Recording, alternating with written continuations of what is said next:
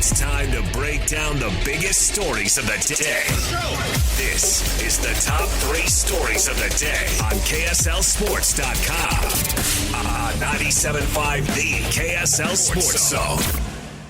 Jake and Ben, 97.5, the KSL Sports Zone. Jake Scott, Ben Anderson. We are live today from Peach Doors and Windows, 2940 South, 300 West. Come see us, drop by before Ben eats all the M&Ms. Or donuts. Or donuts. Oh, yeah, the donuts. I had a churro donut. How was it? As delicious as it sounds. Yeah, it does sound good. It was pretty tasty. So come see us. Or, of course, with Peach, you can get free in-home estimates, 801-566-1255, or go to peachbuildingproducts.com. All right, time for the top 3 stories of the day at KSLSports.com. It is brought to you by J. Brooks Jewelers.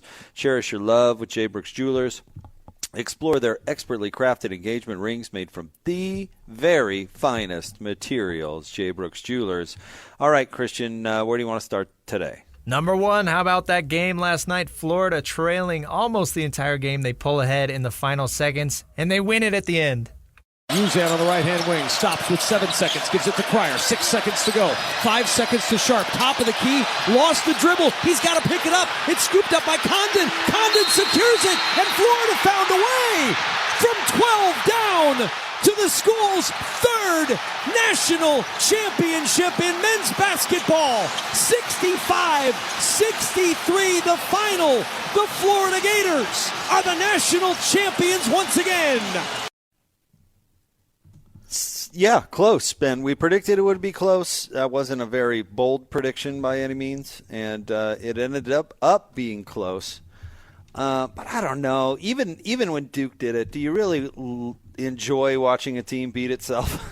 The irony, yesterday a lot of what we talked about, and I told you I thought Houston was going to win this game, and we said, what Houston does and what you should try to replicate is that, they grind games out. And the difficulty with that we argued is that you got to have guards that can execute late. Houston grinded the game out, and they were undone by exactly what we talked about, why it's so difficult to replicate what they do. Their guards couldn't execute late. They couldn't get 2 shots off on their final 2 possessions. One, Emmanuel Sharp dribbled it off his foot, and then the next he didn't even shoot the ball. He jumped in the air and then thought, okay, well, I'll take a dribble now, which obviously you can't do. Ends up with a travel or a double dribble, and so they just didn't get a shot off. So their own style of play ended up hurting them because they don't have that elite shot creator that you have to win games like that, and it undid them at the end despite what was an otherwise fantastic run. And I got to say, for all the love I've been dishing out to Kelvin Sampson, his team took just the worst shots. Yep, You cannot run better stuff than that. I mean, it's amazing. And you know what? Maybe this is the case where you have to give the other team credit too, because Florida defensively was outstanding. And they are a top 10 defense. And their closeouts were amazing. I mean, they played really well. But I compared kind of Houston to the Rick Majerus Utes a little bit yesterday, and there are some comparisons, but that's an insult to old Rick. His teams would never have taken shots like that. Yeah. Like that. Just dreadful. And lo and behold, they didn't go in. But how many times have we seen it in the NCAA final? And speaking of those Utes teams, it's exactly how they lost. I'm thinking like Memphis and when they lost to Kansas, where all of a sudden you just go on a cold stretch and blow it. And it's so hard to watch happen, in my opinion. Like 12-point lead in the second half. You're a defensive team. And the truth is, if you don't throw it in the hoop for 9 minutes straight, and I can't remember what their run was or whatever, a team like Florida is going to beat you. And it's hard to watch, I think. It's a hard way to watch a team lose a game. Yeah, and because these teams are beating themselves. They're failing to inbound the ball. They're dribbling the ball off their foot. They're just making young person decisions because they're young. These aren't great basketball players yet. They're certainly not compared to, the elite level that we get used to watching as we watch the NBA so often. So they are prone to making these type of decisions, but you're right, it is difficult to watch. I did have somebody reach out to me on social media talking about the Duke game, and he had said, it's just hard for me to watch Cooper Flagg blow these games late so often. First of all, Duke lost 4 games all season. Yeah, what are you talking about? And there's a difference between he missed a shot and what Emmanuel Sharp did yesterday, dribbling the ball off his foot and then not even getting a shot off. Like, you actually saw the value of having Cooper flag. Yes, he missed a shot. You would rather him make that shot. But the fact that he got to the middle of the paint and had a fadeaway 7-footer, which is a great look, and teams would take every single chance they got. Houston would have killed for that opportunity last night. Does show the value of a player like that in these big pictures, where you have an opportunity to at least win the game off self-creation, even if he's not yet prepared to make that shot. Having a guy who can get that look is really valuable, and it's why he still projects as an elite offensive player that most teams don't have. Like that?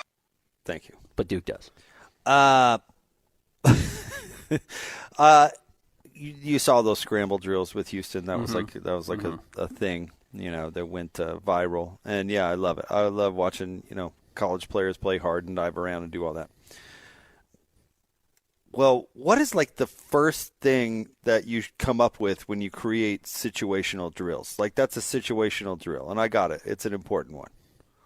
But I got to think top of the list has got to be when the game is on the line and you need a shot, what play are you going to run? Like, that's the first thing that you do in practice. Everything else from there is working toward having that moment, That's like the first thing you do as a coach. Like, when there's 10 seconds left and we have to have a bucket.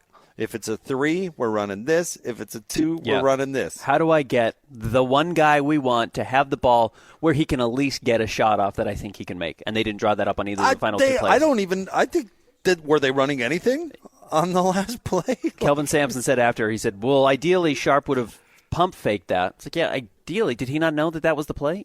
Well, he didn't know how much time was left in the game. Yeah. So, anyways, he was had a mess. to shoot it. It was a mess. Congratulations to Florida. They were terrific throughout the tournament and ended up running away with it. Not running away, but winning the title. A lot of comebacks.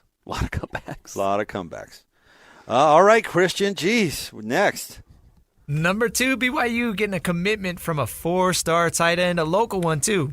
He's the top-rated recruit in the state of Utah.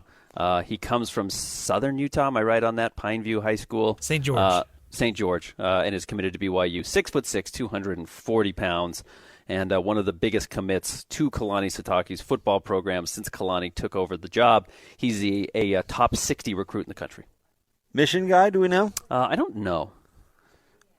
I think it's interesting. It says Harris, a member of the Church of Jesus Christ of Latter-day Saints, plans to serve a mission. According to our Mitch Harper. Does plan to serve a mission. Okay. Well, makes sense. BYU has used the tight end reasonably well in recent years. I think it's a sign that BYU is committing money to football as well as basketball, which is great. Oh, no, they're saving money on this guy. You think so? You think this is a discount? I think you go in a different angle with the devout member. I think you go with you can come here for the experience. And honestly, I'm actually half joking about this. I don't know about the finances, and maybe they poured a ton of money into this guy. But I do think it's one of the advantages that BYU has in this NIL era is there's lots of reasons – for a person like that. I'm going to delete that drop. To go to and stay at BYU that aren't just financial. Other schools don't have that advantage. Yeah, and he's a legacy kid as well. His dad pitched at BYU. But you know what I mean? Like, there's not – well, there are other examples of it. Like Mason Falslev staying at Utah State. Mm-hmm. Like, he's a Utah State guy. If they don't chase him off, Utah has their Utah guys too, right? Jackson Dart could have been one of those. Sure. Or Zach Wilson, for example. Yeah. But they didn't take advantage of that whole thing. And there's other examples, obviously. But there's an extra strong tie to BYU for some of these players. Some of the now that Utah and BYU are on the same level, or even BYU and a bunch of other schools, playing in a really good league, there's less of an excuse for LDS players to go somewhere else. And so I think we see BYU continue to play this off as a strength and land these top-notch LDS guys because, one, they probably can pay them more dough than other schools out there. But they also still have that religious tie and experience and especially these Mission guys. I don't think we're going to see BYU lose nearly as many as we've seen in the past, and giant tight ends included. Yeah, he's huge. He is 6'6". He's a giant man. Big kid. All right, Christian, what's next? Number 3, new facilities left and right here in Utah. The Bees' first home game at their new ballpark in Daybreak. That's later today. And then we've got news on the hockey practice facility at Southtown. Bees got the stadium finished, so the debut tonight. Be excited to see the returns and what people see about the experience. And looks like we should get some pretty beautiful weather for the evening, so that's always advantageous. And then, Utah Hockey Club's practice facility no longer using, what are they using, the Olympic Oval right now? Yeah. Going to be able to move out to the shops at Southtown Mall. So moving out there where conceivably the Jazz Arena could have ended up, but it's going to end up as the practice facility. Eventually, my understanding is the Jazz practice facility is going to move out there as well. So big migration.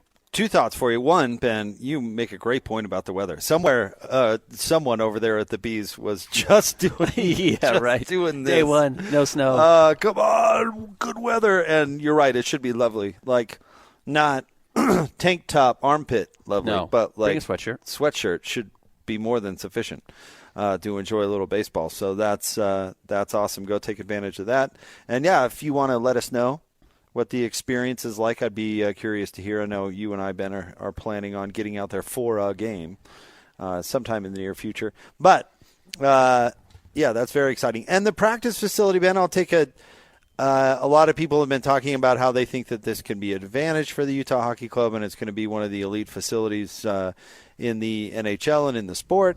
And I think all that is really true. But can I tell you, as someone, and I didn't grow up in Sandy, mind you, but somebody that really enjoyed the Southtown Mall in my lifetime. Of course.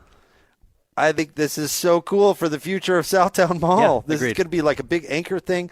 They're going to have, and I don't know all the details of this, but fans are going to be able to watch practice. Yep.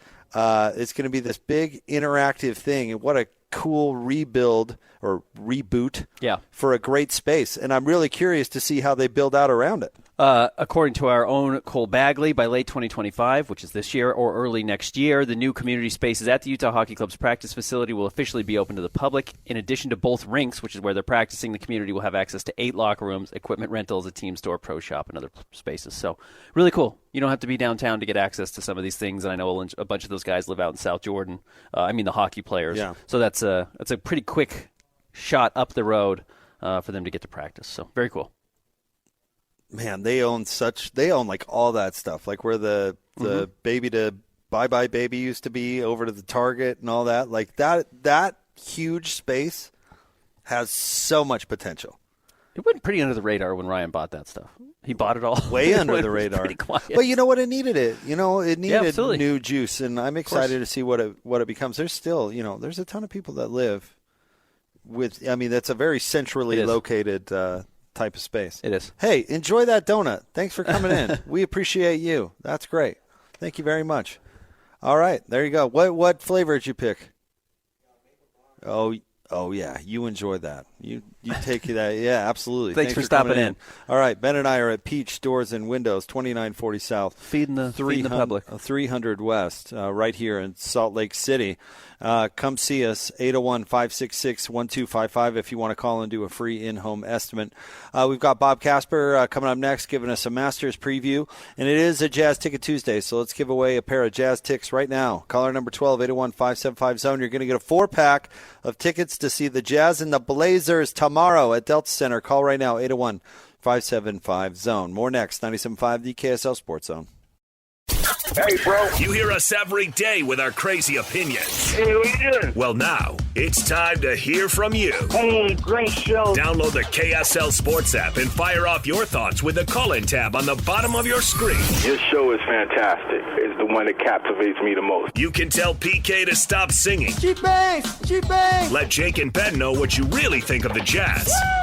Tell Hans and Scotty about your favorite barbecue spot or what color of tie JJ should be wearing on TV. The best entries will be played on the air. Download the KSL Sports app now and hit the call-in button to let your voice be heard. I think you guys do an incredible job. This is 97.5, the KSL Sports Zone.